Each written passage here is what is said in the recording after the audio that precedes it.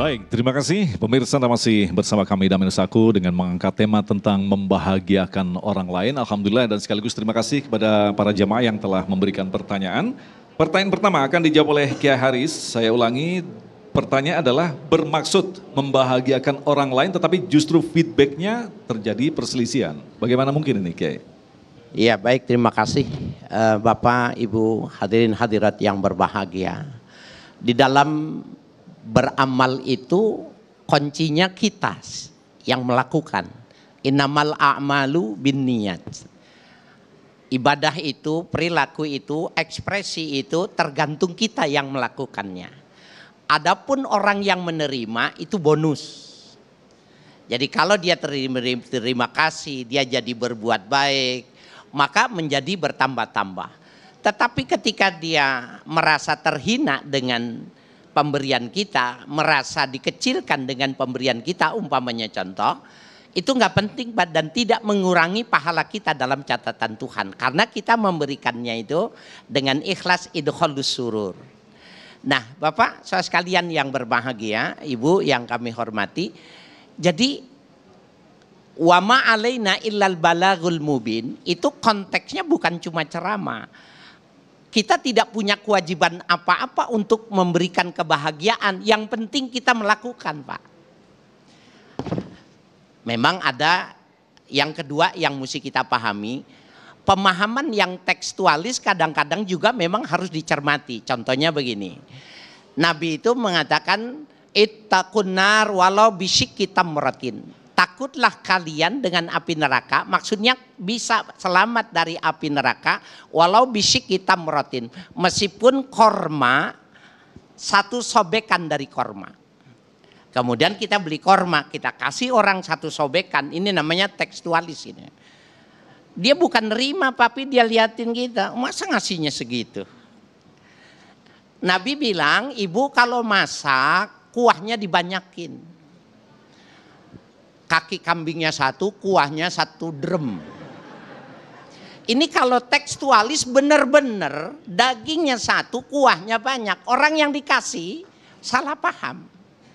Oleh karena itu pemahamannya harus kontekstual. Seandainya itu masih bisa diupayakan, direkayasa, buat sehebat, sebanyak, seluas kita bisa melakukan. Jadi kuncinya di kita, bukan di orang lain yang menerimanya. Gak penting, asalkan kita sudah berbuat baik, maka kita sudah memenuhi catatannya. Nah Bapak, kalau begitu ceritanya dapat pahala dua. Pahala kedua yang Bapak terima itu dapat pahala sabar, dan dosa kesalahan Bapak sudah dikasihkan sama dia satu. Aman Pak. Ya. Nah Kiai, kalau kita kaitkan dengan seperti yang dijelaskan tadi, masalah konteks keikhlasan. Kita ini kan namanya manusia. Kalau tidak mendengar kata terima kasih dan pujian, tidak cukup pemberian kita, begitu Kiai. Nah ini kan kalau kita kaitkan dengan pahala tadi, apakah itu melukai keikhlasan kita ketika kita memberikan kebahagiaan pada orang lain? Oleh karena itu orientasi pikirnya yang mesti dirubah. Ketika ayat Al-Quran menggambarkan tentang apa yang kita punya, ternyata kita cuma minjam bukan memiliki gitu. Allah secara tegas mengatakan wa atuhum min malillahilladzi atakum. Berikanlah kepada mereka yang membutuhkan itu. Berikan kepada mereka yang punya hajat. Berikan kepada mereka dari harta Tuhan yang aku berikan kepadamu. Jadi kalau kita memberikan kepada harta kita kepada Allah, itu maknanya peran kita menjadi khalifah yang menghantarkan, yang memanjangkan tangan Tuhan. Ya, Allah itu di arasnya tidak ada koneksitas dengan kita yang di alam fisik. Maka Al-Quran pun harus dengan malaikat Jibril supaya bisa ditranslate gitu, bisa dipahami. Nah begitu juga ketika diputar ekonomi dunia ini, yang melakukan putaran itu adalah orang-orang yang taat. Orang-orang yang taat ketika dia taat menjalankan punya Allah diberikan kepada siapa yang memilikinya, dialah yang disebut khalifah fil ardh. Subhanallah Bapak Ibu sekalian, peran ini adalah peran Tuhan yang kita jalankan. Jadi kalau dibilang khaliq bi khuluqillah, berakhlaklah dengan akhlak Allah, ini maknanya. Kita cuma pinjam doang. Nyatanya apa? Ada yang suaminya meninggal, ada yang istrinya meninggal, ada yang rumahnya kebakaran. Itu menunjukkan bahwa kita nggak punya. Kita cuma pinjam. Sehingga Allah secara tegas mengatakan, atuhum min malillahilladzi atakum. Kasih, beri, sampaikan kepada mereka yang butuh itu harta Allah yang Allah berikan lewat tanganmu. Jadi begitu cara memahaminya. Luar biasa. Baik, terima kasih Kiai. Selanjutnya kami persilakan pada Ibu Intan yang akan dijawab oleh Ustadz Zaki Mirza. Silakan Bunda.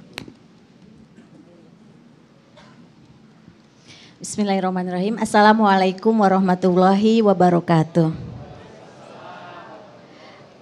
Nama saya Intan, jamaah Masjid Raya Villa Inti Persada. Ustadz Haris dan Ustadz Zaki, saya ingin bertanya. Sekarang kan fenomena tentang apa-apa dikontenin ya Ustadz. Nah kalau memberi itu ada niat untuk pamer, apakah itu termasuk riya? Itu saja. Assalamualaikum warahmatullahi wabarakatuh. Assalamualaikum warahmatullahi wabarakatuh. Ustadz Zaki menarik sekali sebagai seorang konten kreator juga nih ya. Ini antara nanya sama nyindir.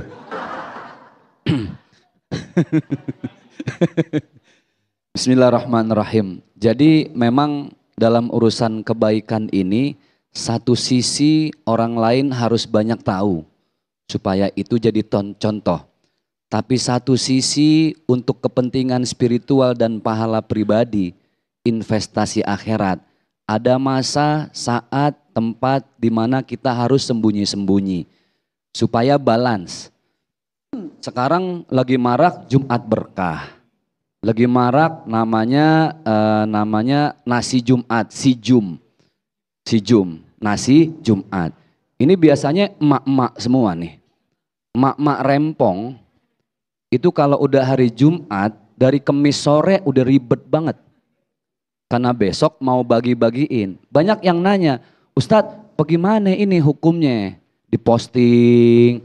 Di dalam surat Al-Baqarah di salah satu ayatnya Allah Subhanahu wa taala menyampaikan, jika hamba-hambaku bersedekah secara terang-terangan itu baik. Secara sembunyi-sembunyi itu lebih baik. Ini antara baik dan lebih baik. Jadi tidak ada yang buruk.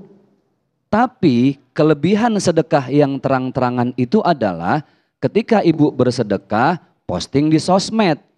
Ada orang yang tertarik juga ingin ikut sedekah. Maka ketika orang lain sedekah, ibu yang tadi pertama mencontohkan kebagian pahalanya. Itu namanya multi level marketingnya Allah. Itu unlimited tuh Bu. Kalau MLM manusia kan cuma 2 kaki, 4 kaki, ini tidak berbatas.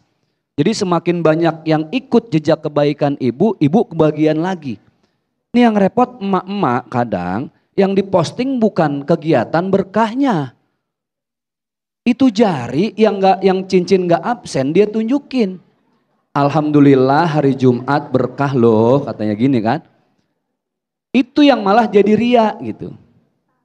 Di hari Jumat kita berbagi berkah silahkan. Tapi ada satu waktu supaya jadi balancing, supaya imbang, kita sendiri gak ada orang lain yang tahu, kita masuk ke gang, kita bawa nasi, bawa uang, kita kasih, gak perlu ada postingan. Cukup CCTV-nya Allah yang tahu. Apa CCTV Allah yang ada di tubuh kita? Jantung yang berdetak, nadi yang berdenyut, kan itu CCTV Allah. Hidup ini sebenarnya kalau dipikir-pikir simpel banget. Tentunya kita kan pengen disayang sama orang-orang yang kita sayang, betul gak Bu? Ibu kan pengen disayang sama suami, iya kan? Curi perhatian suami. Jangan suami baru pulang kerja udah minta emas. Udah minta uang, maaf yang kesinggung ya. Emang saya nyindir. Dipuji dulu. Allah itu dipuji sama seperti suami. Dipuji suami, diurut dulu, diminum, dikasih teh hangat. Baru setelah itu ada permintaan, nggak perlu minta, suami ngasih. Allah sama. Kalau kita ingin disayang Allah, caranya adalah sayangi orang-orang di sekitar kita. Itu yang disampaikan oleh baginda Rasulullah sallallahu alaihi wasallam, wa qala Nabi irhamu man fil ardi yarhamukum man fis sama. Sayangilah siapapun orang yang ada di atas muka bumi ini, bahkan bukan cuma manusia, siapapun, bahkan binatang, makhluk hidup yang lainnya, bahkan pohon-pohonan. Maka Allah akan menyayangi kita. Simple banget, it's very simple. Kalau mau disayangi Allah, sayangilah siapapun yang ada di atas muka bumi ini. Mudahkanlah urusan orang lain, Allah pasti akan mudahkan urusan kita. Man kana fi hajati akhihi, wallahu fi hajatihi. Barang siapa orang yang membantu hajat orang lain, pasti Allah juga akan bantu hajat dia. Ibu ketika bersedekah paling indah itu kan lillahi ta'ala. Bisa jadi, contoh, ibu saya kasih uang nih sekarang ya masing-masing. 5 juta, 5 juta, 5 juta. Mau? Belum matre bu. Tapi habis dikasih 5 juta, maaf mata ibu gak bisa ngelihat. Tuh langsung dah ogah Ustadz. Saya tawar dah sekarang 50 juta. 5 miliar, 5 triliun. Berarti kan nikmat mata nggak bisa dibeli pakai uang 5 triliun sekalipun. Betul nggak bu? Bisa jadi nikmat mata kita yang sehat itu karena kita pernah ngebahagiain orang lain 2 tahun lalu. Kita nggak pernah tahu yang kita bahagiain tukang pungut sampah, tukang parkir, casingnya doang tukang pungut sampah. Padahal tahajudnya nggak pernah putus di sepertiga malam. Padahal puasa sunnahnya dia istiqomah. Padahal sedekahnya nggak pernah lepas setiap hari walaupun cuma 2.000 dia istiqomah.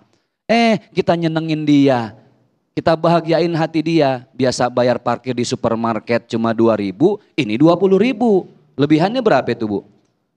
18.000 sama uang apal banget ibu ya. Lebihannya 18.000. 18.000 buat kita kan kecil. Bisa jadi buat tukang parkir, ya Allah buat nambahin beli obat istri saya sakit. Karena orang disenengin, rumus yang tadi saya sampaikan, akhirnya kita didoain. Apa kata tukang parkir? Mudah-mudahan nih ibu yang ngasih uang sehat, panjang umur berkah. Karena kesolehan dia diijabah, pintu langit terbuka. Allah kasih sehatnya sampai detik ini. Bisa jadi itu karena doa dari tukang parkir 2 tahun lalu yang hatinya kita bahagiain. Kan kalau berpikir begitu enak ibu ya. Kita bawaannya mau nyenengin orang aja tiap hari. Mudah-mudahan dari kajian ini pulang dari sini kita mau nyenengin semua orang. Amin ya rabbal alamin. Amin ya rabbal alamin. Kita lanjutkan lagi pertanyaan berikutnya dari Bapak Reza yang akan dijawab oleh Kiai Haris di segmen selanjutnya nanti. Silakan Bapak Reza. Bismillahirrahmanirrahim. Assalamualaikum warahmatullahi wabarakatuh. Nama saya Riza Hadi Kusuma, jamaah Masjid Raya Filain Persada. Mau bertanya Ustadz, ada fenomena di sekitar kita orang mau berbuat baik dengan tujuan membangun modal sosial.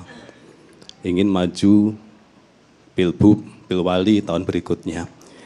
Dan itu banyak sekali terjadi di sekitar kita. Apakah itu bisa dianggap sebagai sebuah riya? Atau memang harus begitu caranya? Baik. Terima kasih. Assalamualaikum warahmatullahi wabarakatuh. Ini pertanyaan yang sensitif banget ini kayaknya. Kita jawab selepas pesan-pesan berikut ini. Damai Indonesiaku.